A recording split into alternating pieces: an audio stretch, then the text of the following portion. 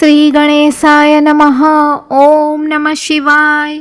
હર હર મહાદેવ. આગળના અધ્યાયમાં આપણે જોઈ ગયા પ્રજાપતિ દક્ષને ત્યાં મંગલમયી દેવી સતીનું અવતરણ થયું. એક દિવસ બ્રહ્માજી નારદજીને સાથે લઈને દક્ષ પ્રજાપતિના રાજ્યમાં ગયા, જ્યાં તેમણે સતીને જોયા. સતી એ ત્રણેય લોકોની સારભૂતા સુંદરી હતી. દક્ષ પ્રજાપતિએ બ્રહ્માજી અને નારદ મુનિને નમસ્કાર કરીને એમનો આદર સત્કાર કર્યો.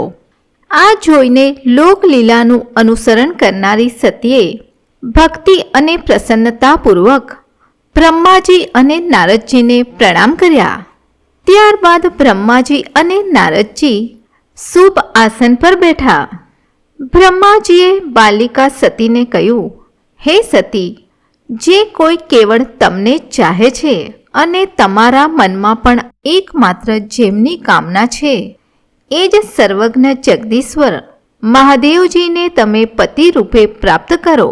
મહાદેવજી તમારા સિવાય બીજી કોઈ પણ સ્ત્રીને પત્ની રૂપે ગ્રહણ કરી શકતા નથી, તેમજ કરવાના પણ નથી અને ભવિષ્યમાં પણ ગ્રહણ નહીં કરે. તેથી ભગવાન શિવ જ તમારા પતિ થાય અને એ જ તમારે માટે યોગ્ય છે. ત્યારબાદ બ્રહ્માજી અને નારદજી વિદાય લઈને પોતપોતાના સ્થાને જતા રહ્યા. આ વાત સાંભળીને દક્ષને ખૂબ જ પ્રસન્નતા થઈ અને એમની બધી જ માનસિક ચિંતાઓ દૂર થઈ ગઈ. એમણે એમની પુત્રીને પરમેશ્વરી સમજીને ખોળામાં લઈ લીધી. આ પ્રકારે કુમારોચિત લીલા વિહારોથી સુશોભિત થઈ રહેલી ભક્ત વત્સલા સતી, જે સ્વેચ્છાએ માનવ રૂપ ધારણ કરીને પ્રગટ થયા હતા, હવે કૌમાર અવસ્થા પાર કરી ગયા. બાલ્યાવસ્થા વિતાવીને કિંચિત યુવાવસ્થાને પ્રાપ્ત થયેલી સતી અત્યંત તેજ અને શોભાથી સંપન્ન થઈ સંપૂર્ણ અંગોથી મનોહર દેખાવા લાગી હતી. પિતા દક્ષે જોયું કે સતીજી હવે યુવાવસ્થાને પ્રાપ્ત થયા છે, ત્યારે એમના મનમાં ચિંતા થવા લાગી કે હું મહાદેવજીની સાથે આનો વિવાહ સી રીતે કરું. આ જ પ્રમાણે સતી સ્વયં મહાદેવજીને પ્રાપ્ત કરવા પ્રતિદિન અભિલાષા રાખ્યા કરતી હતી. તેથી પિતાના મનોભાવોને સમજી ગઈ. ત્યારબાદ સતી માતા પાસે ગઈ. વિશાળ બુદ્ધિવાળી સતી રૂપિણી પરમેશ્વરી શિવાએ પોતાની માતા વીરણીને ભગવાન શંકરની પ્રસન્નતાને નિમિત્તે તપસ્યા કરવાની આજ્ઞા માંગી. માતાની આજ્ઞા મળતા જ સતીએ દ્રઢતાપૂર્વક વ્રતનું પાલન કર્યું અને મહેશ્વરને પતિ રૂપે પ્રાપ્ત કરવા માટે પોતાને ઘેર રહીને જ એમની આરાધનાનો પ્રારંભ કર્યો. આસો માસમાં નંદા એટલે પ્રતિપદા, છઠ અને 11, આ તિથિઓમાં એમણે ભક્તિપૂર્વક ગોળ, ભાત અને મીઠું ચડાવીને ભગવાન શિવનું પૂજન કર્યું. એમને નમસ્કાર કરીને એ જ નિયમ સાથે એ માસ વ્યતીત કર્યો. કારતક માસની 14ને દિવસે માલપુઆ અને ખીરથી પરમેશ્વર શિવની આરાધના કરીને ભગવાન શિવનું નિરંતર ચિંતન કરવા લાગી. માગસર માસની વદની 8મે તલ, જવ અને ચોખાથી ભગવાન શિવની પૂજા કરીને જ્યોતિર્મય દીપ પ્રગટાવ્યા તેમજ આરતી કરીને સતી દિવસ પસાર કરવા લાગી. ત્યારબાદ પોષ માસમાં સુદ પક્ષની 7મે આખી રાત જાગરણ કરીને પ્રાતઃકાળે ખીચડીનું નૈવેદ્ય ધરીને શિવની પૂજા કરી. માઘ માસની પૂનમે રાત્રે જાગરણ કરીને સવારે નદીમાં સ્નાન કરીને ભીના વસ્ત્રો પહેરીને જ તટ પર બેસીને ભગવાન શિવની પૂજા કરતી. એ જ નિયમ સાથે આ માસ વ્યતીત કર્યો. ફાગણ માસની વદ પક્ષની 14એ રાત્રે જાગરણ કરીને રાત્રિના 4 પહોરોમાં શિવજીની વિશેષ પૂજા કરતી અને નટો દ્વારા નાટક પણ કરાવતી.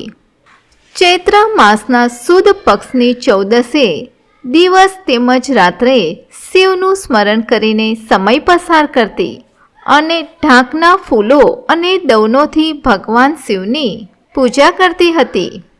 એ જ નિયમ સાથે ચૈત્ર માસ વ્યતીત કર્યો. વૈશાખ સુદની તૃતીયાએ સતીએ તલનો આહાર કર્યો અને નવા જવનો ભાત બનાવી રુદ્રદેવની પૂજા કરી. આ રીતે આખો માસ પસાર કર્યો. જેઠ માસની પૂર્ણિમાની રાત્રે સુંદર વસ્ત્ર અને ભટકૈયાના ફૂલોથી શંકરની પૂજા કરીને નિરાહાર રહીને તે માસ વ્યતીત કર્યો. અષાઢ માસની સુદ 14સે કાળું વસ્ત્ર અને ભટકૈયાના ફૂલોથી રુદ્રદેવનું પૂજન કર્યું અને એ જ નિયમ સાથે એ માસ વ્યતીત કર્યો. શ્રાવણ માસની સુદ 8મે અને 14સે જનોઈ વસ્ત્ર અને કુશની પવિત્રીઓથી શિવની પૂજા કરી અને એ જ નિયમથી શ્રાવણ માસ વ્યતીત કર્યો. ભાદરવાની વદ 13સે વિવિધ પ્રકારના પુષ્પો અને ફળોથી શિવનું પૂજન કર્યું અને 14ની તિથિએ કેવળ પાણી પીને જ રહેતા. વિવિધ પ્રકારના ફળ, ફૂલ અને મોસમી અનાજ વગેરે દ્વારા શિવની પૂજન કરતા. આખો માસ નિયમિત આહાર કરીને જપમાં લાગ્યા રહેતા. આ રીતે બધા જ માસમાં આખો દિવસ સતી શિવની આરાધનામાં જ સંલગ્ન રહેતા હતા. પોતાની ઈચ્છાથી માનવ રૂપ ધારણ કરનારા સતી દેવીએ દ્રઢતાપૂર્વક ઉત્તમ વ્રતનું પાલન કર્યું. આ રીતે નંદાવ્રત પૂર્ણ કર્યું અને ભગવાન શિવમાં અનન્ય ભાવ રાખનારા સતી એકાગ્ર ચિત્ત થઈને ભગવાન શિવનું ધ્યાન કરવા લાગ્યા અને એ જ ધ્યાનમાં નિશ્ચલ ભાવે એમની સ્થિતિ થઈ ગઈ. આ જ સમયે દરેક દેવી દેવતાઓ, ભગવાન વિષ્ણુ અને બ્રહ્માજી સતીની તપસ્યા જોવા આવી ગયા. ત્યાં જઈને દેવતાઓએ જોયું કે સતી જાણે મૂર્તિમતી સિદ્ધિ જ જણાય છે અને ભગવાન શિવના ધ્યાનમાં નિમગ્ન થઈ એ સમયે સિદ્ધાવસ્થાને પ્રાપ્ત થઈ ગયા હતા.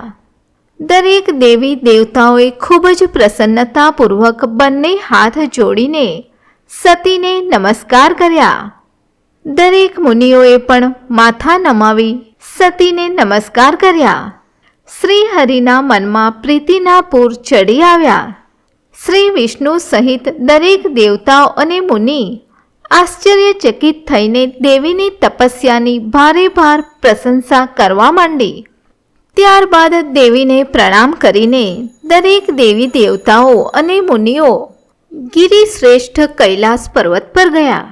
કૈલાસ પર્વત ભગવાન શિવને ખૂબ જ પ્રિય છે.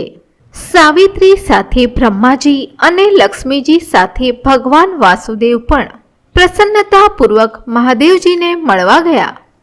ભગવાન શિવને જોતા જ પ્રણામ કરીને બધા દેવતાઓએ બંને હાથ જોડીને વિવિધ પ્રકારના સ્તોત્રોથી ભગવાન શિવની સ્તુતિ આરંભ કરી.